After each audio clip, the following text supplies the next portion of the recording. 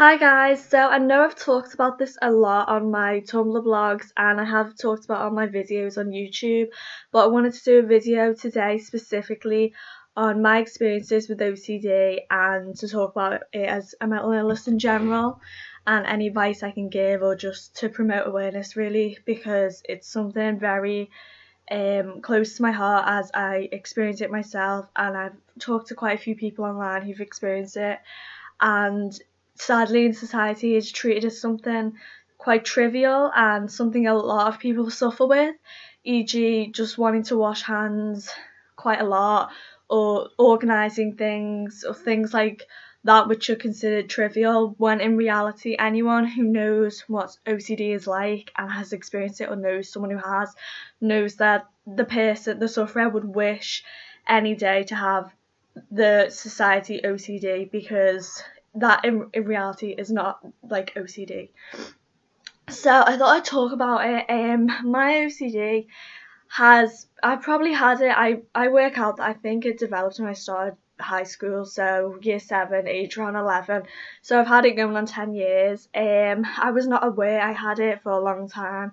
It's only about 4 years ago that it was officially diagnosed, but looking back I can definitely see the tendencies and I can see that I've had it. That also probably goes for my anxiety as well. What to say really, like I think when I was little, I had like a lovely childhood. I was very blessed with a lovely family and happiness, which I'm obviously very thankful for, but I've always tended to organise stuff which is like trivial and not at all OCD, but you can see where it stems from, of the controlling compulsions have stemmed from that, I think. But the OCD, which is a coping, the OCD is a coping mechanism that many develop, such as myself, and I think I developed that when I started high school, because obviously for anyone who's experienced it or knows people, it's a huge transition, and I'm a bit anxious, shy person when I don't know people, so that was a big step for me. And I had phobias. I had to think about being sick, so that was, the OCD was a coping mechanism. To like, that's how I started developing thinking things. So my obsessiveness would be thinking things so that doesn't happen, and obviously my compulsion would come then. I'd have to do something to prevent the bad things happening, even though I know that I'm not a magical person. It's just that when someone has OCD, the obsessiveness, it's not a thought to them. It's not a thought you can let go. It's a thought, but it's not. It's much more than that. It becomes a controlling, everyday part of your life. It can basically contain you, and it's not healthy and it's not fun. So when I look back and think of my experiences, I remember if I repeated things, things I would do, try and make like a safe corner thing with my hands on my desk, so I would organise things, do that but subtly. Anyone who has OCD, which is physical, it can be hard to hide, but when you've had it for quite a while you can get quite good at it. But obviously times people would look at me like, what are you doing?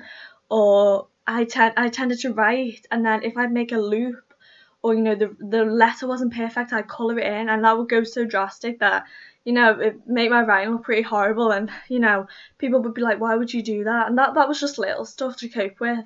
And then I would often repeat things, like go back and touch a step, or keep repeating it until I felt a safe thought in my head. And often people would be like, why are you doing that? And I feel so humiliated. I feel like a crazy person, embarrassed, and this is all the stigma that comes with the lack of understanding of OCD. Thankfully, when it was diagnosed, like, my mom has been like my rock. She's been so supportive, and I know how lucky I am, because I know a lot of parents have not been able to understand this, and it takes a lot of understanding and support and communication for people to realise it's a serious mental illness. It's not something to be mocked at. For example, whenever I hear anyone or see it's on TV, I've seen it loads on TV, on commercials, on TV shows, people, I quote, like, this is the line they say, oh, I'm so OCD, or oh, that's really OCD, or oh, I'm just feeling a bit OCD today. Like, when I hear that, I want to scream, because how every sufferer would wish they were just a bit OCD, because that is nothing. They're not obsessed and compulsed and compelled to do in their head these specific things. Obviously, OCD comes in a lot of different forms. A lot of my OCD is pure air, which is the obsessive, intrusive thoughts. I am getting them now. I must get hundreds a day. They're all about like loved ones or things I like being either destroyed, killed, murdered, horrible things that you wouldn't wish on your worst enemy, but the OCD will, and you feel like you've got a monster in your head, and you feel like you're a horrifically bad person, but you've got to keep telling yourself that you wouldn't treat someone else like that if they explained. You wouldn't treat someone else if they explained that they had OCD the way you're treating yourself. So you've got to tell yourself that it is an illness. It's not something you choose to have. You know, I wouldn't wish it on my worst enemy.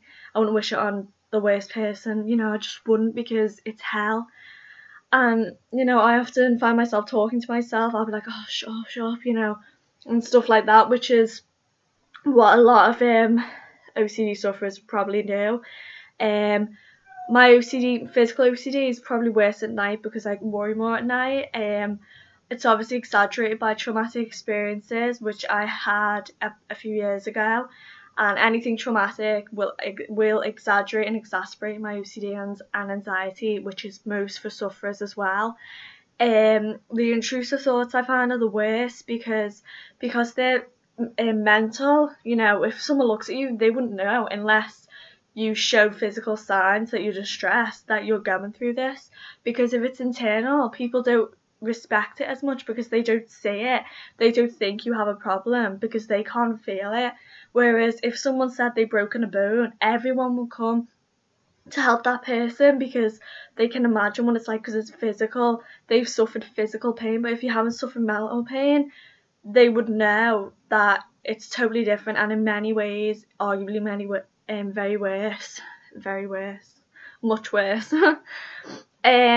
So basically, I have had cognitive behavioural therapy. That's the way to deal with OCD, and if you want medication, which I have also had as well, there's a wonderful website called OCDUK.org, and I remember I go on it sometimes, every so often, and when I was in therapy I went on it, and there's a wonderful shop, and I got a book it's like about the obsessive thoughts, so I got that to help me, and I also got, which I'm wearing now, a wristband, and if you see it, it says, well, obviously it's backwards, but it says just a thought with a question mark, and basically I've been wearing it the past few days because my OCD has been pretty bad lately, so I keep wearing it to remind myself to not counteract the thoughts, because once I do that, I'm showing that it's getting to me, and you've got to try and switch off, no matter how horrific it is. Obviously, it's a lot easier saying this to someone else, but when it's yourself, it's a lot harder because you're going through it. But anyway, about the wristband, the saying just a thought question mark is the slogan for OCDUK.org, and basically it's to show the difference in a person who has no OCD and the person who doesn't. A person who doesn't have OCD would see just a thought and wouldn't see the question mark because they'd let it go. It wouldn't affect them or compulse them, or they wouldn't become obsessive. Whereas a person with OCD questions the thought. They worry, is this real? Is this going to happen? Am I doing something wrong? Is this serious? Am I a bad person? They go on and analyse horrifically. You could go on for hours, weeks, days, even years analysing something. But obviously not fun analysing, like horrible analysing of, you know, specific things that are traumatic to you. It's nothing that I would wish or want to give or see anyone have, because it's awful, and I just think that the stigma with mental illness is really bad.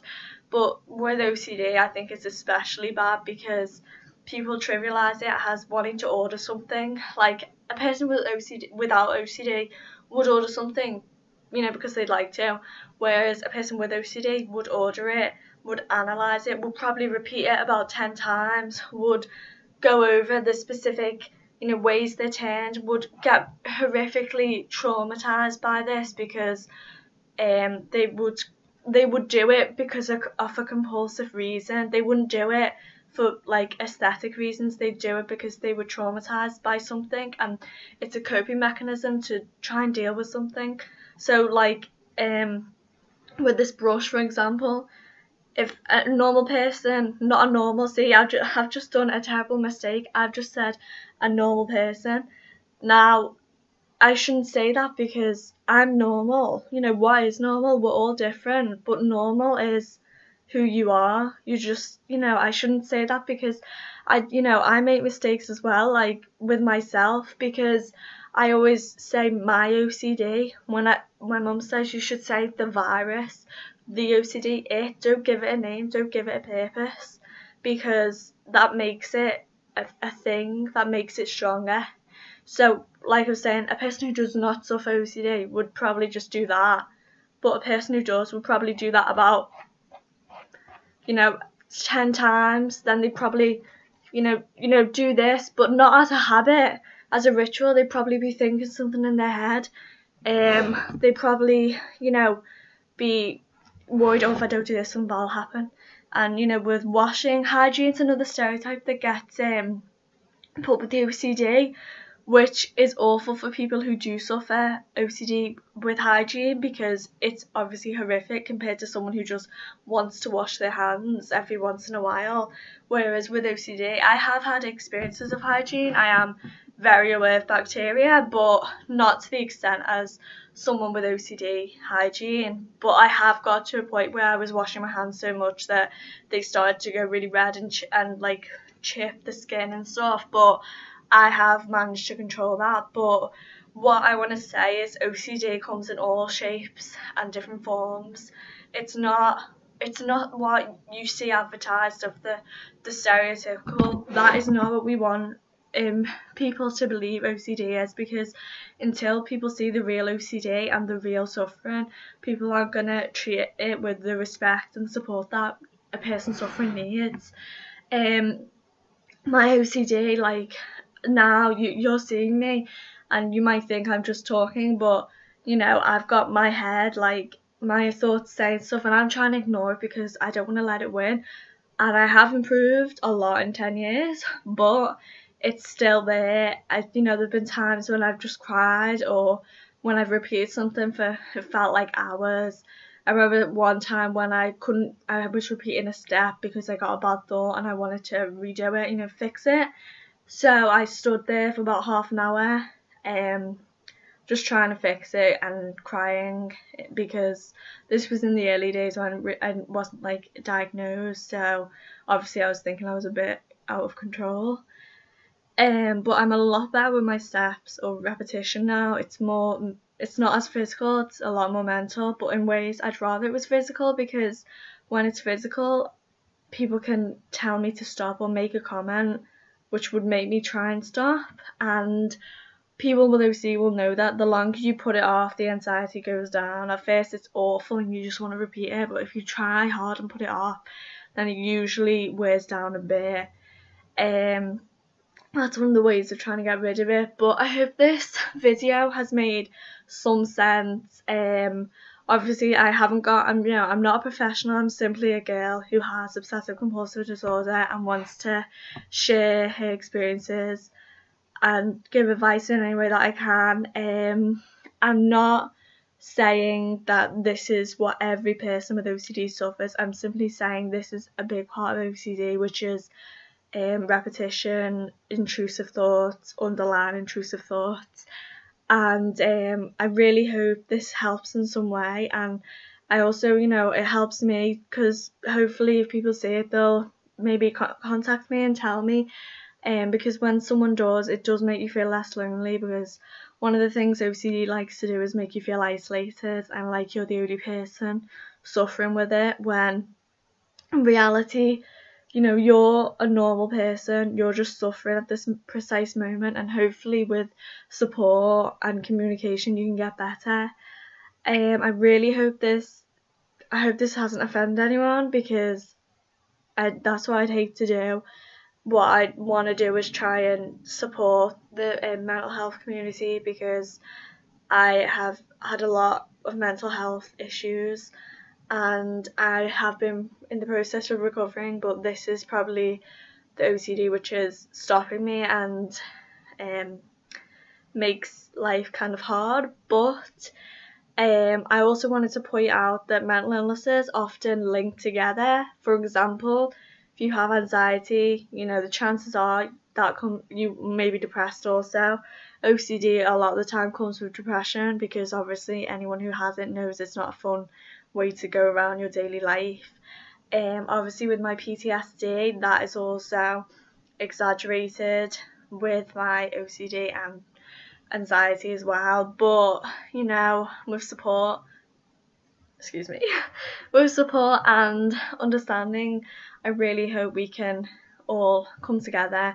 So I'm wearing my band, you guys should get one, and hopefully when I'm out I'll see some orange bands. You can actually get, when I got mine, I got mine years ago, so I can't remember, but mine isn't, you can't see the writing, which obviously is for people who are, you know, uncomfortable and not ready to share their story. But you can actually, I for some reason have that one. I don't know if that was because that was the only one out, I can't remember, but you can actually now get one with white, just the thought, so people can see it, which, you know, look, if I could have done that then, I would have done that then. Definitely go on there, it's helpful. I also, when I'm on my laptop as well, I kind of like to keep the OCD tab open, because when I get bad thoughts I look at it and it helps me, just a tiny little tip.